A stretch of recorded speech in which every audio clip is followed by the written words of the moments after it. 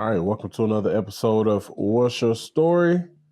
This was a little different, but go ahead and reintroduce yourself for those who don't know who you are, man. What's poppin'? I'm Chris Kyte. It's nice to see everybody. It's nice to be around. Yes, sir. So Chris is actually our first recurring guest, so he's Let's making go. history for us and stuff like that. Yeah, it's my dogs. All right, so of course, it's What's Your Story? Mainly, I just want you to let everybody know what's been going on since the last time we talked to you, man. Shit, man, I've been learning. I finally dropped that bib tape. I was taking a minute to do that. I finally got that done. I got a gospel album coming out. Well, it's my version of gospel. It ain't gonna be like I don't want nobody think I'm going full blown Mississippi Mass Choir on the joint. I don't got the abilities to do that. I would if I could, but nah, it's just something from my grandma. She wanted me to do it. It's something I always wanted to do anyway. I feel like I make inspirational music anyway, and yeah, I want to start doing that. So I'm gonna do Yeah. it. Tell everybody where they can find your music. I'm on all platforms. So however you listen to your favorite artist, if you can find Drake, if you done heard every song in the beef somehow, some way, you can find Chris Kyte that same way. Yeah. I be telling people that. They be like, how I find your music? I'm like, how'd you find Drake's song? I type my name in. Yes, sir. So last time we talked, you was talking about your music performances, different experiences you had in life. Yeah. Of course, I want you to let everybody know what happened maybe like a week after I interviewed. I got diagnosed with MS. I went to sleep one day, woke up, whole left side didn't work.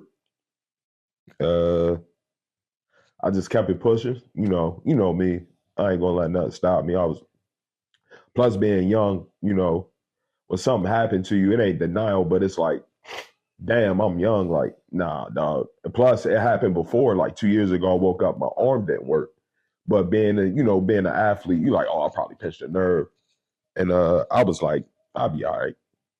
And but nah, this shit was, I was at work, fell over. I'm blessed. Everything that happened, I'm blessed that it happened like it did.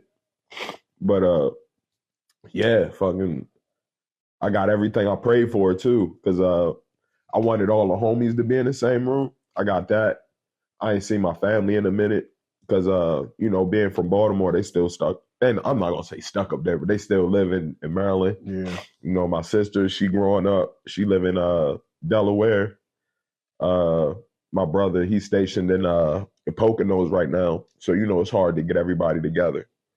But yeah, I wanted me and my lady to get closer. That's another thing, being young, growing up. You like, damn, I gotta take the next step in life. Like, am I about to marry this person, or what's going on?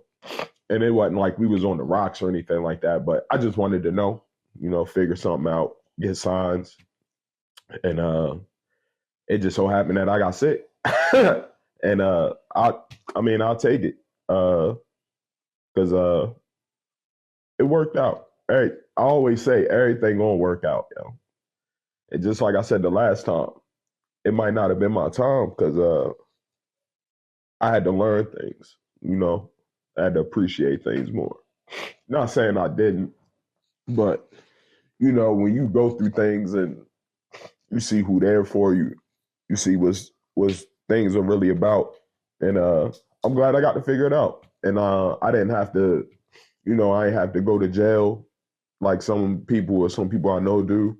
Not saying that's not bad for them, but people know what I'm talking about. Like, sometimes you got to go through the worst to get there. I'm happy that my worst is a sickness that I got to deal with. It ain't really somebody had to perish or somebody else had to go through something. I had to deal with this, and I wouldn't put it on nobody else.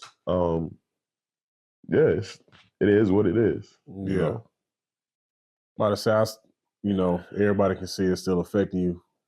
You taking everything in stride for sure. Yeah, I can, like I said, you can only keep moving. You always hear stories about life ain't about like what happened to you, it's about what happened after. And Yeah. yeah, that's true. You know what I'm saying? It's got to be an after regardless. But like, it's funny because when I got out the hospital, I wound up meeting people that was going through the same thing I was going through. Now I met a person that went to the house. You know how bad I was trying to get up out of there. Yeah. You know, Yeah. right? So I met a guy. Now I was in the hospital for like a week and a half, damn near 2 weeks. I met a guy, same thing happened to him, but he went blind. Now I ain't trying to put him out there. He was doing something he wasn't supposed to do. Now this is something that's tough with me too. I don't drink, I don't drink like that. I might have had one if the occasion. I might have one or two, keep it pushing. Um, I don't do no drugs. I don't know what I'm saying.